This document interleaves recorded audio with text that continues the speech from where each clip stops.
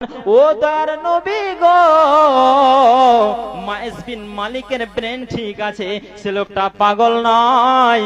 তখন আল্লাহর নবী আবার বলছেন, ও আমার সাহাবীরা, মায়েস বিন মালিক কোন শরাব পান করেছে নাকি তোমরা যাচাই করে দেখো।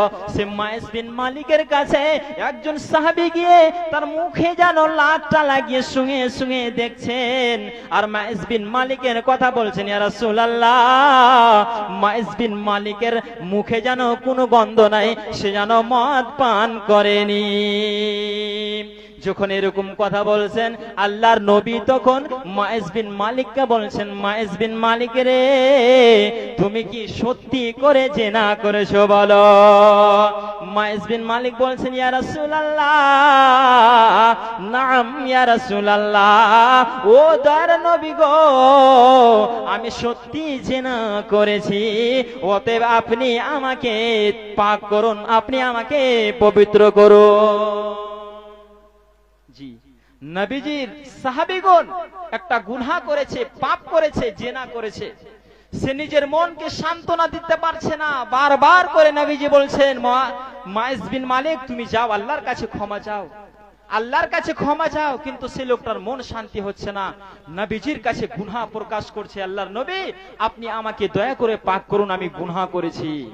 তাহলে সে লোকটা গুনাহ করেছে, জিনা ব্যভিচার করেছে, তাহলে গোপনে সে লোকটা গুনাহ করেছে, সারা পৃথিবীর কোনো মানুষ জানে না, গোপন ভাবে করেছে, কিন্তু সে লোকটা জানে, সে লোকটা মুসলিম, সে লোকটা মুমিন। তাহলে আল্লাহ তাবারাক ওয়া তাআলা সেই কথাটাই বলছেন, হে পৃথিবীর মানুষেরা, তোমার কাছে যখন গুনাহ ব্যভিচার হয়ে যাবে, তুমি যখন পাপের কাজ করবে, পাপের কাজ করার পরে তুমি আল্লাহর কাছে ক্ষমা চাও, আল্লাহর কাছে তুমি তওবা করো।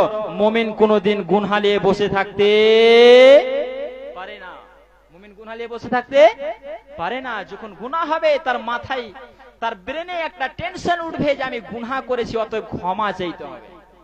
আরো একটা আপনাকে ঘটনা দিলে আপনি ভালো করে বুঝবেন।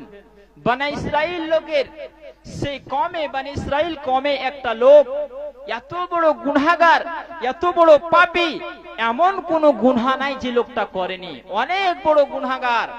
তো সেই লোকটার যখন মরণের সময় এসেছে, আপনি মনোযোগ সহকারে শুনেন, হাদিসটা বুখারীতে রয়েছে, সে লোকটার যখন মরণের সময় এসেছে, সে লোকটা তার ছেলেদেরকে ডেকে বলছে, রে আমার বেটা, যেদিন আমি মারা যাব, আমার মরার পর আমার বডিটাকে তোমরা সমুদ্রের পাড়ে নিয়ে যাবে, আর সমুদ্রের কাছে নিয়ে গিয়ে আমার বডিটাকে তোমরা পুড়িয়ে ছাই করে দেবে, আর ছাই করার পর আমার বডিটাকে